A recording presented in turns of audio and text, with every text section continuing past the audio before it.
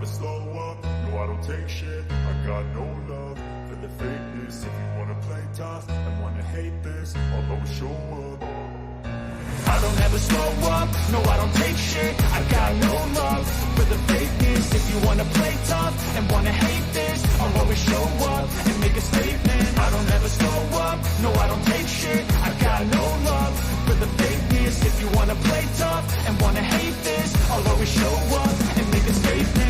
Everything I do so instinctive and so passionate. Every word I move so descriptive like an adjective. I got a vendetta against people who patented being negative when you should be getting after it.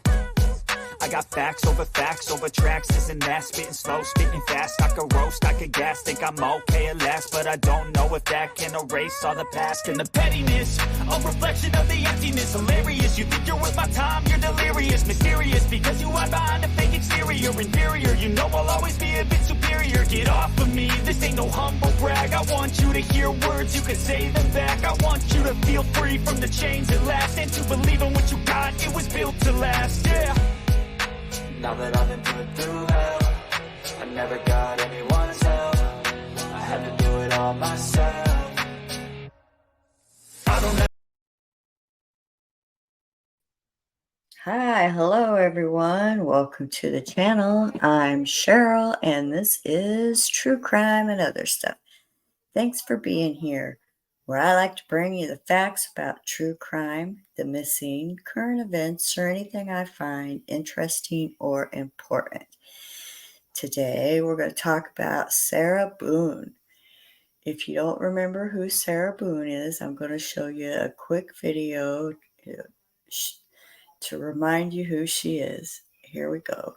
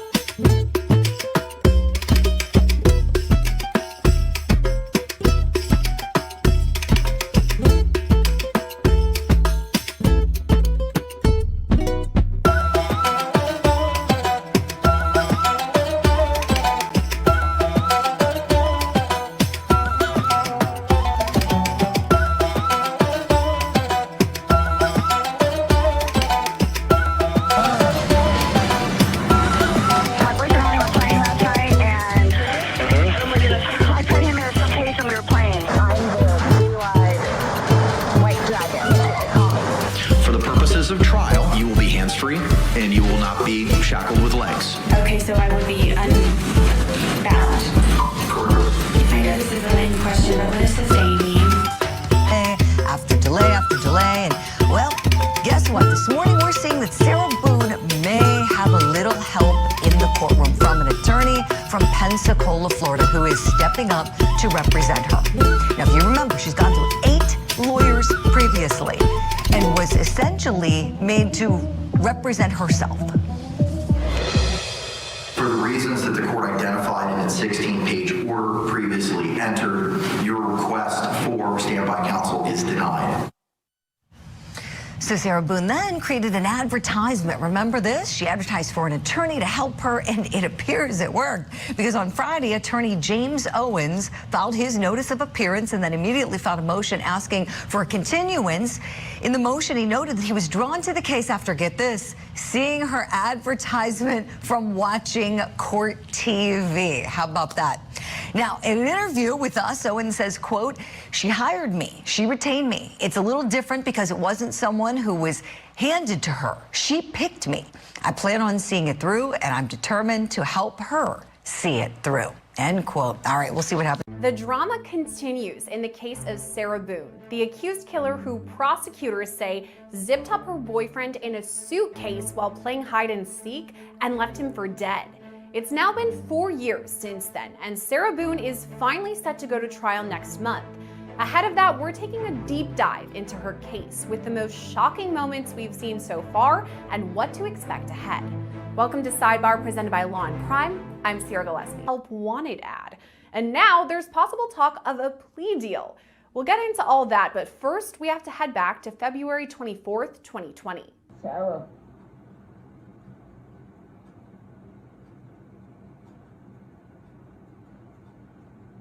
For everything you've done to me. Sarah. For everything you've done to me. Sarah. Thank you. This now infamous video was taken by Sarah Boone herself, showing her boyfriend, 42-year-old George Torres, inside a suitcase. She says they were playing hide and seek when Torres hopped inside. Prosecutors say Torres was begging for his life, telling Boone he couldn't breathe. But you decide for yourself. Sarah. You. Sarah. Stupid. Sarah. That's my name. Don't wear it up. Sarah. I can't breathe, babe. Seriously. Yeah, that's when you do when you choke me. Sarah.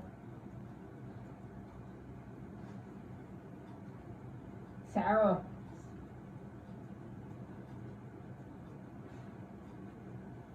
Sarah.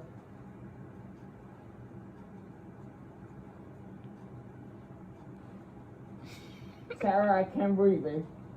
That's on you. Sarah, I can't breathe. It's on you. Sarah.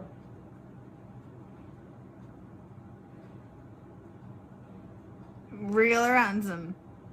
Might want to get video for it extra. Because I got this. Sarah. Real or ransom. Sarah.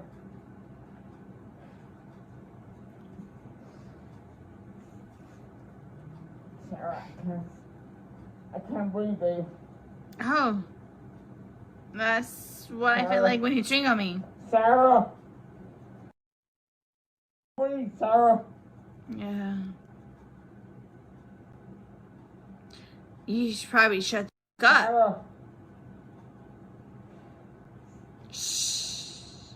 Boone admits that she was drinking, but says she didn't mean to leave Torres inside the suitcase.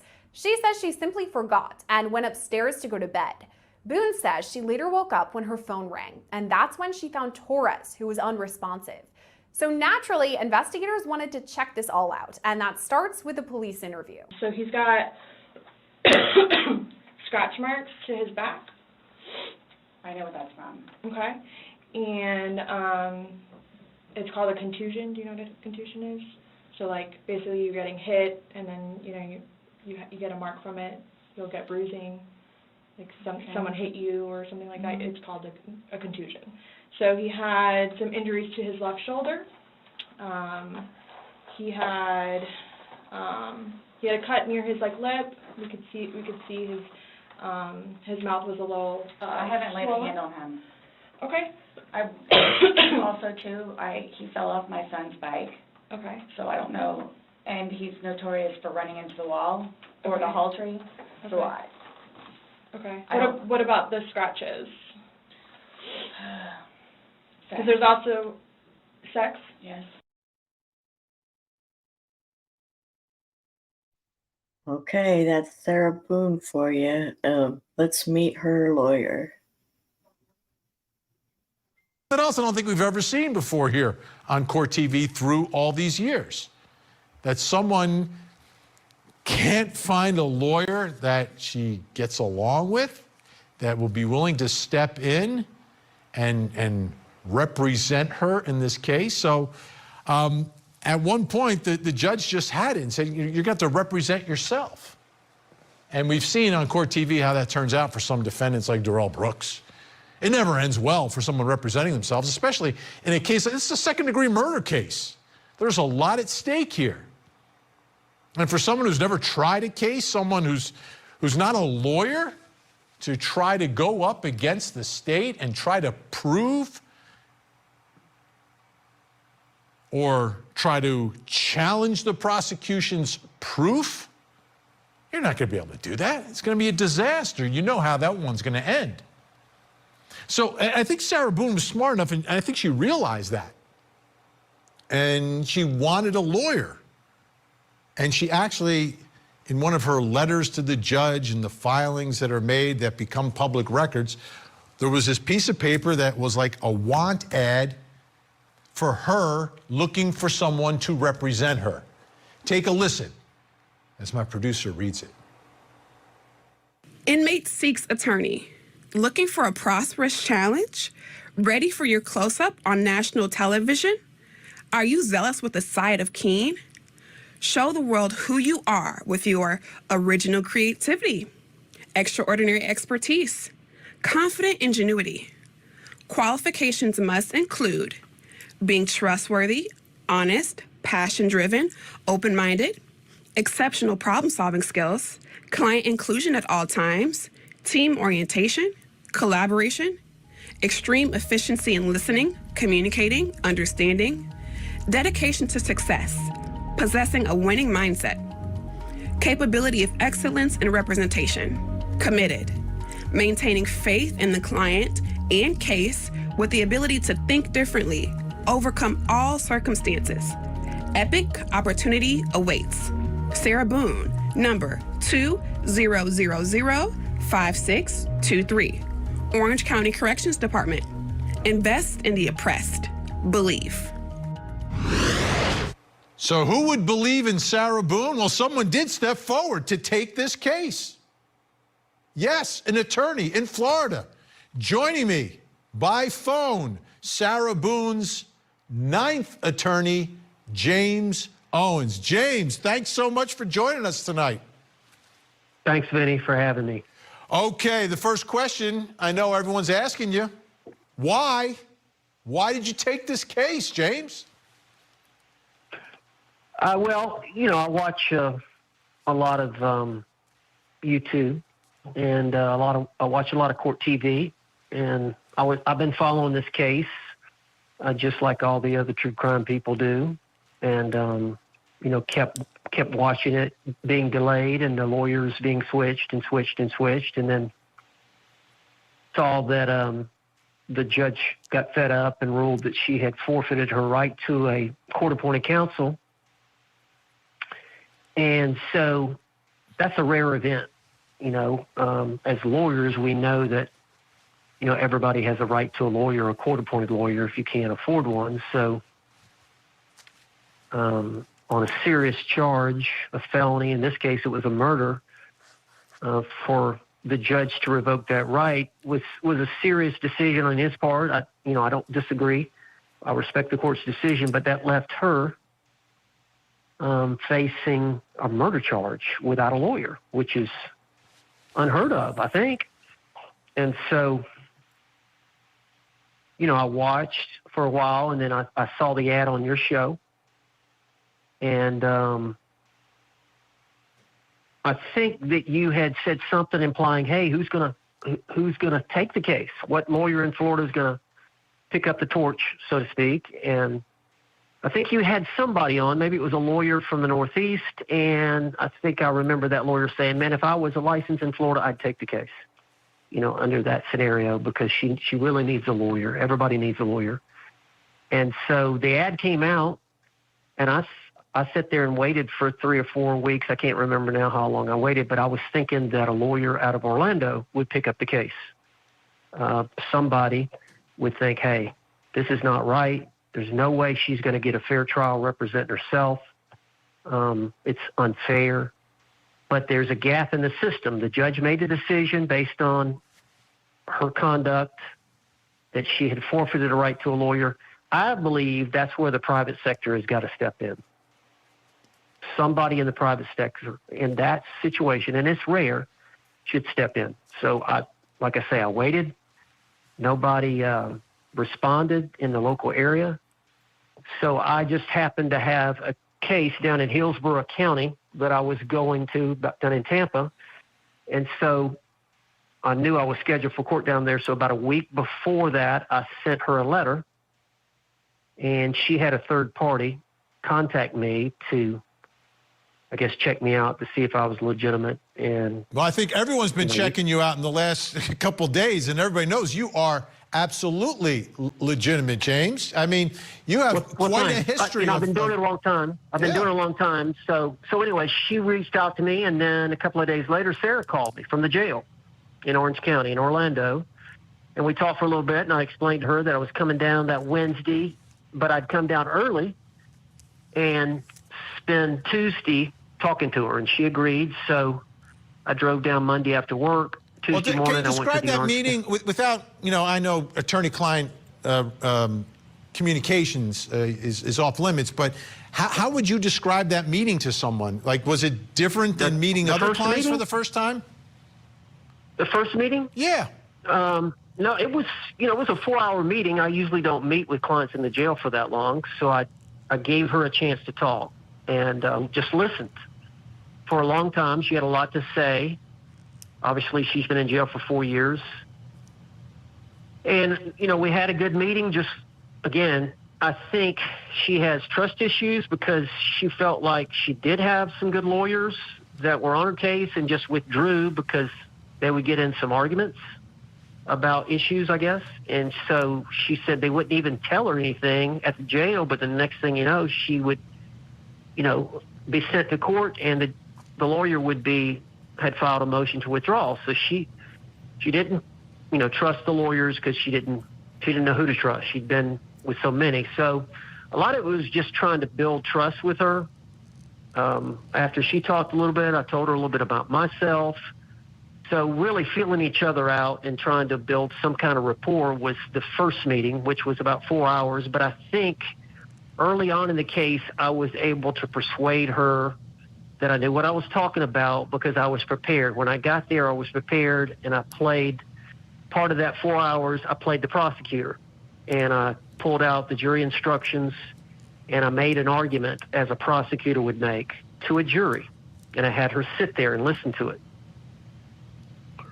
And I think that was effective.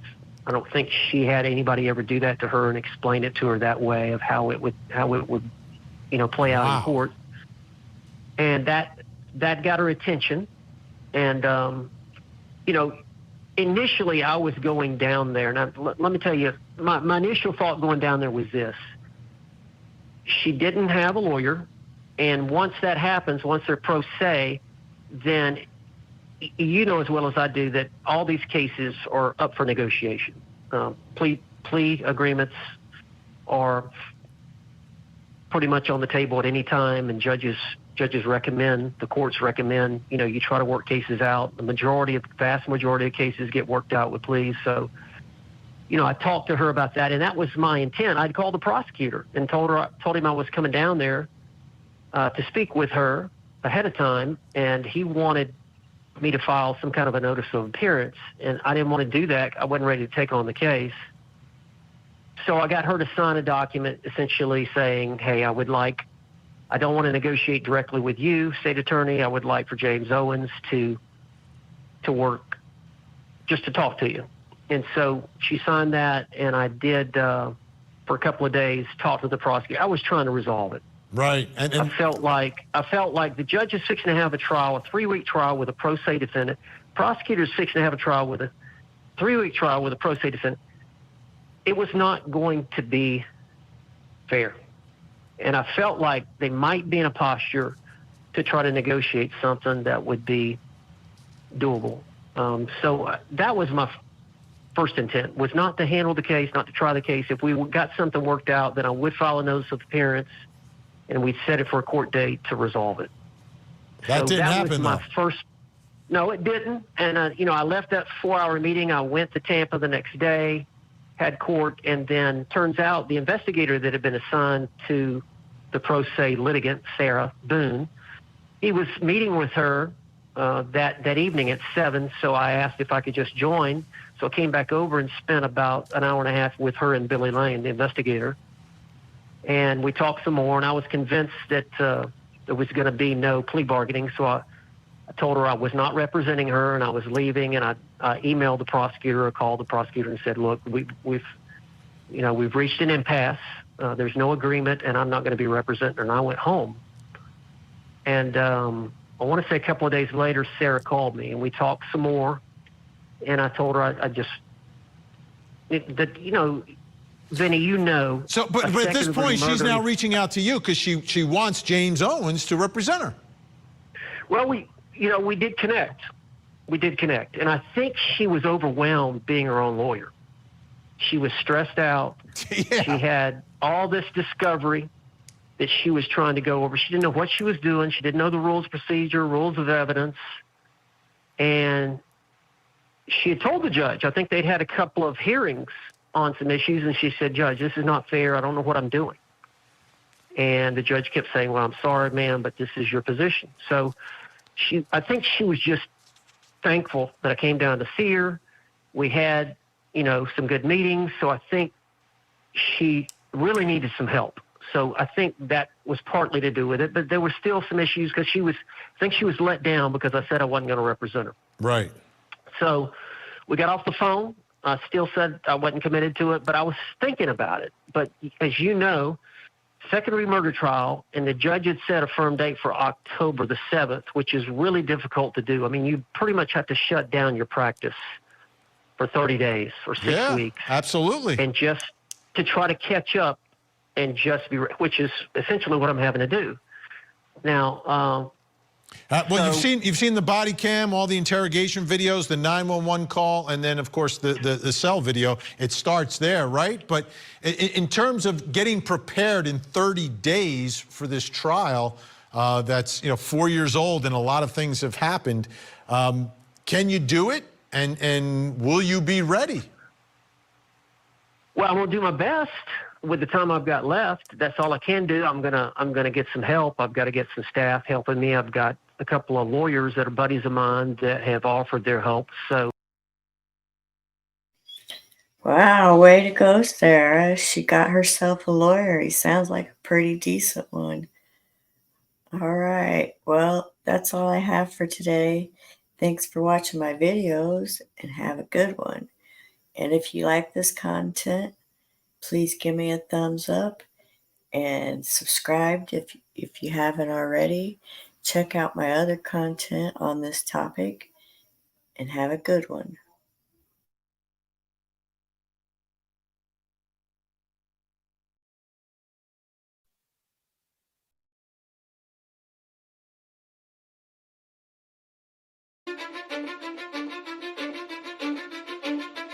Cause I don't give a fuck what you say. Yeah, I'ma do shit my way. So you can go kick rocks, I'ma stack bricks up, build what I want to make. Yo, I got a lot of shit to say, so I'ma do this every day. I'll be writing things until I'm fucking buried in my grave. 6 feet deep under, but my body won't decay. Cause my messages are timeless, so they'll put them on display. Oh yeah, I rap with a certainty, I have a sense of urgency. A message for eternity, for everyone internally. I had some people burning me, but now they fucking learn to see I ain't the one to fuck with. Now they looking nervously, and I don't really care what you think of me respectfully. You can kick rocks if you think you're fucking better, see. I will outwork you, turn you to an enemy. Hurt you so bad that you're gonna need some therapy. I got the motherfucking recipe. I've been cooking up hits, I'ma leave a legacy. You'll be looking small when you're standing right next to me. I'm 5'10", bitch, but I'm 10 feet. Cause I don't give a fuck what you say. Yeah, I'ma do shit my way. So you can go kick rocks, I'ma stack bricks up, build what I want to make. Cause I don't give a fuck what you say. Yeah, I'ma do shit my way. So you can go kick rocks, I'ma stack bricks up, build what I want